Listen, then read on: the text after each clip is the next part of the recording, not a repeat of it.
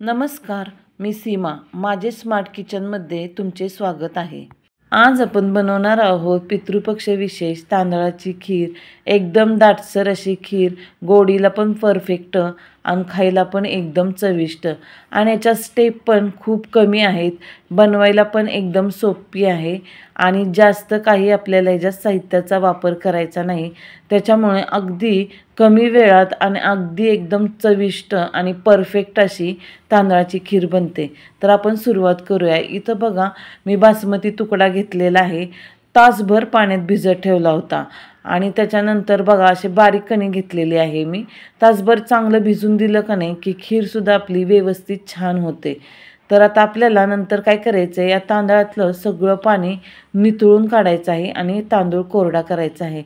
आणि इथं मी बदाम घेतले आहेत, ते बदामसुद्धा मी तासभर भिजत ठेवले होते. आणि आता आपल्याला याच्यावरची सालं काढायची आहेत.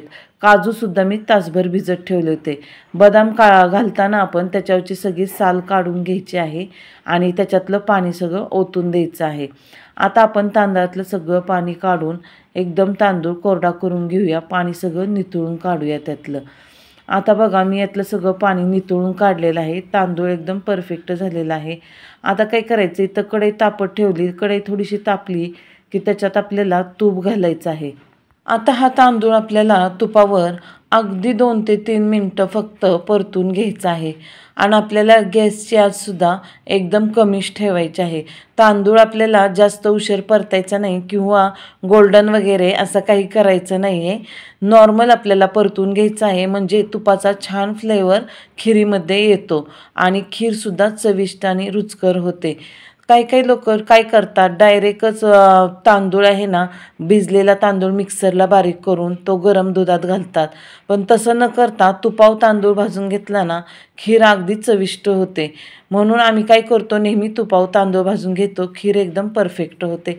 आता तांदूळ आपल्याला बारीक करायचं आहे. तर कोरडा तांदूळ काही बारीक होत नाही, त्याच्यामुळे आपण पाण्याचा वगैरे वापर करायचा नाही आहे. तर बघा, इथं आधी त्याच्यात मी थोडे ड्रायफ्रूट घालते आहे. याच्यात मी इथं पिस्ता घातलेला आहे थोडा, त्याच्यामुळे खिरीची चव एकदम उत्कृष्ट येते आणि फ्लेवरसुद्धा खूप छान असतो. आता याच्यात आपण काजू घालून घेऊया भिजलेले. आणि त्याच्यानंतर आपल्याला काय करायचं आहे, इथं बदाम घालायचे आहेत. बदामसुद्धा मी बदामाची साल काढलेली आहे आणि पाणी सगळं ओतून दिलेलं आहे. आता आपल्याला याच्यात सोमट दूध घालून घ्यायचं आहे. त्याच्यामुळे आपल्याला तांदूळ व्यवस्थित बारीक करता येतो. पाण्याचा आपल्याला इथं बिलकुल वापर करायचा नाही. आणि इथं दुधात मी साय घातलेली आहे, त्याच्यामुळं खूप क्रीमी अशी खीर होणार आहे. तर तुम्हाला जरी नंतर लागलं ना बारीक करताना की वाटलं दाटसर आहे, याच्यात अजून काही पाणी वगैरे घालावं, तरी दूधच घाला. आणि अशी एकदम भरडसारखी खीर बनवायची आपल्याला. एकदम भरडसारखं असं बारीक करून काढायचं आहे. एकदम बारीक पिठासारखं करायचं नाही आहे आपल्याला. तांदूळ असं थोडंसं जाडसर ठेवायचं आहे. तर बघा, आता आपण बारीक केलेलं आहे. इथं मी दूध गरम करून घेतलेलं आहे. इथं मी 1 लिटर दूध घेतलेलं आहे. तांदूळ किती घेतला होता मी, अर्धी वाटी. तो थोडासा भिजून पाऊण वाटी झाला होता. तर बघा, आता इथं 1 लिटर दूध घेतलं आहे.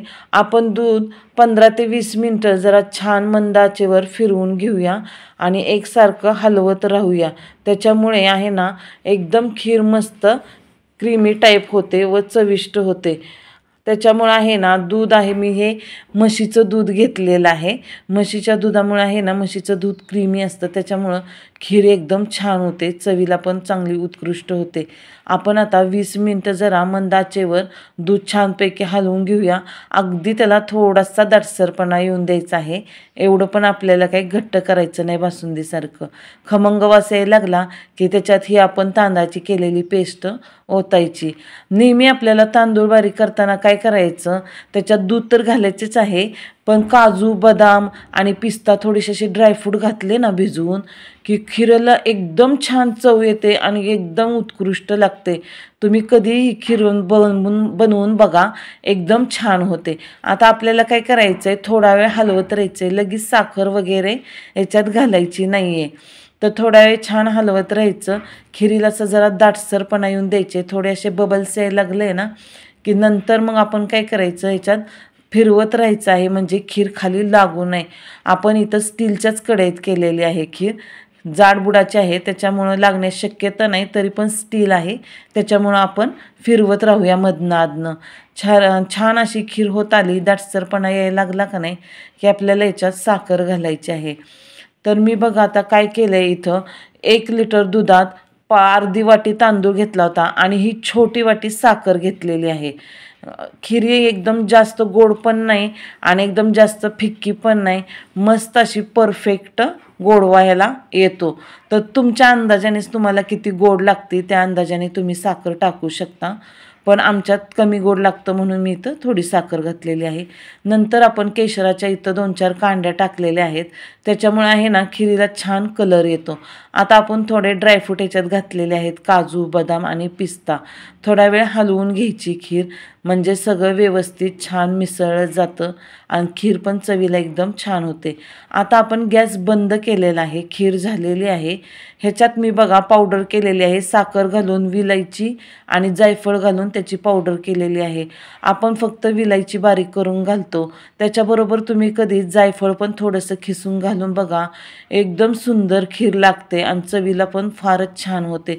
तर अशी दाटसर आणि क्रीमी खीर होते, त्याच्यामुळं एकदम छान लागते. ही खीर तुम्ही अवश्य बनवा, ह्या पितृपक्षात तर जरूर बनवा, एकदम सर्वांना आवडेल बघा.